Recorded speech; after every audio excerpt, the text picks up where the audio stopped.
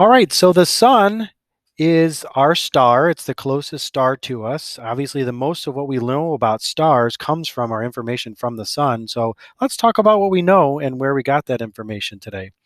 We're going to look at the inside of the sun.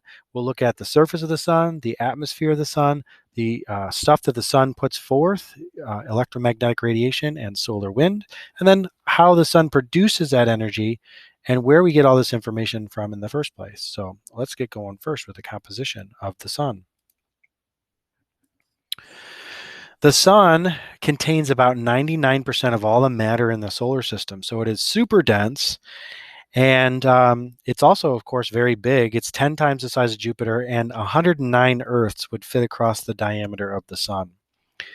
When we look at the sun through spectroscopy, which is kind of splitting the light all into its different wavelengths and seeing where the absorption lines are, the absorption spectrums from the sun show that it's about 94% hydrogen and about 6% helium, with traces of other gases out there, including elements that are larger because the sun is kind of a cooler star. So elements that are bigger can stand it and withstand the intense temperatures there. You can see for scale Jupiter and Saturn, Uranus and Neptune, and then there's the Earth right there compared to the sun. Obviously, the sun is big. In the stellar core, things are hot, about 16 million degrees K, and they're also very dense, about 160 times that of water. So that superheated, dense environment creates nuclear fusion, and this is how the sun produces its energy. From the core, electromagnetic radiation streams out in all directions, and the first line of defense is the radiative zone. Now, in this zone, gas is so supercompressed that we call it a plasma, which is a kind of an extreme state of matter. But 85% of the sun's radius is encompassed by this radiative zone. And what happens in the zone is that electromagnetic radiation is absorbed and re-radiated by all the gas molecules there. So the electromagnetic radiation can take hundreds of thousands and millions of years, each little photon of energy, to get out of that radiative zone because of all this absorption and re-radiation. It's pretty interesting. When you get to the outer envelope of the interior of the sun, though, you have a lower density plasma gas layer, and that's called the convective zone. This is where the hot gases from the lower levels rise up to the surface, and they cool off, of course, near the surface, and then they start to sink back down. And so obviously convection takes place here, so it's called the convection zone. The surface of the sun itself is about 5,840 degrees Kelvin. It's about 500 kilometers thick, and it's called the photosphere. On the photosphere are dark spots, which are kind of cool regions on the sun's surface. They're called sunspots. They actually rotate across the surface of the sun, and they follow patterns. Every 11 years and every 22 years, they follow these cycles. Galileo actually put his eyes on these using a telescope back in the early 1600s and mapped out some of them. So we knew that they were there from that very beginning of Galileo's studies. Also on the surface of the sun are these explosive loops of gas called prominences. And what we think is going on here is that the electromagnetic field lines of the sun are exiting the solar surface and re-entering, and gas loops around these magnetic field lines. So it's pretty impressive, the amount of power coming from the sun in all ways. In addition to these prominences, when these prominences twist, they actually break and explode out into space, and these are called solar flares. And so that's another pretty intense thing. The prominences you're looking at here on this picture are bigger than the Earth. The Earth could fit in those. As we leave the surface and pull out into the solar atmosphere, we see that the sun has a so-called chromosphere, which is a 2,000 to 3,000 kilometer thick layer of gas. The density decreases as you get further away from the sun, and actually also the temperature increases steadily as you get upward. Once you leave the chromosphere, you enter the so-called corona, and this is the lowest density layer of the sun. It's a low density, super hot region of gas. By super hot, I'm talking like over 1,000,000 degrees Kelvin. And the gases here, because they're so hot, are like 13 times ionized. And what this does is it causes the temperature, and these hot temperatures strips their atoms of their electrons, and the electrons flow freely. It's another one of those super states of matter that exist as part of the power of the sun.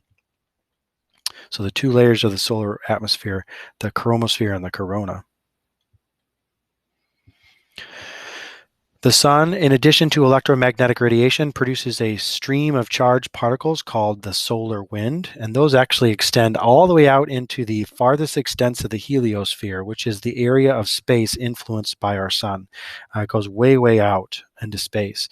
And of course, we know the solar wind because those solar wind particles get caught up in our radiation belts, swirl down our magnetic field lines, and hit our atmospheric molecules, exciting the electrons. And when those electrons relax back down, they release beautiful colors of auroras. So, in the solar core, how does nuclear fusion take place? Well, of course, the high temperatures, like 8+ million degrees K, and the super intense densities of 160 grams per centimeter cubed produce the conditions necessary for nuclear fusion. Hydrogens are fusing into larger and larger molecules to create heliums, and heliums even fuse to form larger and larger elements. So what happens here is that normally, in the normal situation, in the upper right here, you see the normal situation. Two atoms that come near one another will be repulsed by each other's electron clouds and move away from one another. But in the high temperatures of the sun, these electron repulsions are overcome, and the nuclei just go right in and fuse together. And when they do so, there's a rearrangement of the charges and the quarks that are inside of those protons, and a little bit of mass is transferred into energy. Nuclear fusion then produces energy from converting mass into energy. Now, Einstein's famous equation, E equals mc squared, explains just how much energy.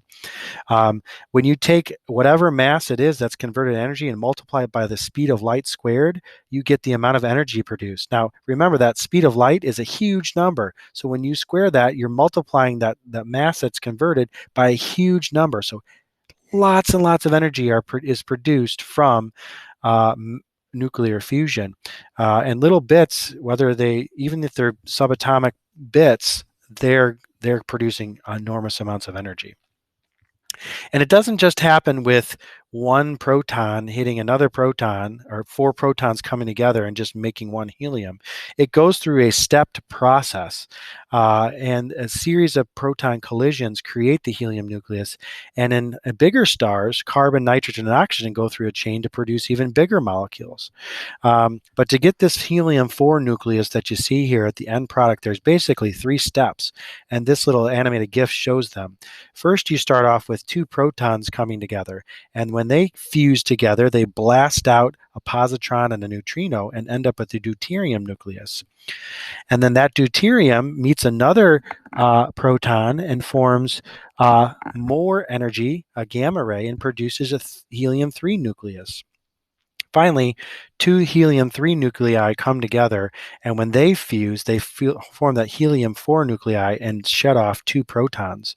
So this process, this chain reaction, causes lots and lots of energy to be created. Now, why doesn't the sun explode then? It's a huge nuclear fusion reactor. Nuclear fusion is taking place at breathtaking rates in the solar core. Why is it not exploding? The answer? Gravity. Gravity is so strong in this massive body of matter called a star that even a nuclear explosion that takes place from the fusion of elements in this core is counteracted by this massive gravity. And when a star begins nuclear fusion, it has this initial burst, but then it kind of reaches this equilibrium. And we call that hydrostatic equilibrium. It's the balance of the inward pull of gravity with the outward pressure of fusion. And the pressure of fusion gets greater as you get closer to the solar core, but so too does the gravity. So the star is not only stable at its surface, but also stable at its interior layers as well. And so this balance of gravity and fusion maintains for most of the entirety of the star's life, like 90% of the star's life. And so it's very stable. One other point, how do we know what's going on in the solar core? Well, there's a couple of ways. First off, neutrinos. When the initial proton-proton fusion takes place, a positron and a neutrino is created. And neutrinos, they are basically almost massless particles with no charge. And so they fling right out of the sun. When they're created, the majority of neutrinos. In fact, they form in the orders of trillions and quadrillions. Right now, you have several trillion neutrinos passing through you every second. And these neutrinos that the sun produces, if we can catch them, we can see what's going on in the solar core in almost real time. The Earth is about 8 light minutes from the sun. So in about 8.5 light minutes, we can kind of see what's going on. And we have to build these so-called neutrino detectors in order to figure out and capture these neutrinos and figure out what's going on with the sun. So neutrinos are one way we learn about the interior of the sun. Another way is through what we call helioseismology. What happens in the interior of the sun is movements and pulsations that can be detected on the surface of the sun. And so they measure these pulsations and these movements, and they can really be looked at as waves. And when you look at these waves or pulsations, you can actually determine what's going on in the interior of the sun. Things like the temperatures and the densities and the composition of the material they pass through can be detected from these pulsations. So helioseismology is another way we know all this stuff about the sun. It's a pretty brilliant way to study the sun. And so that, folks, is the sun. From its interior to its surface to its atmosphere, how it produces energy, and how we know all this, the sun is our star.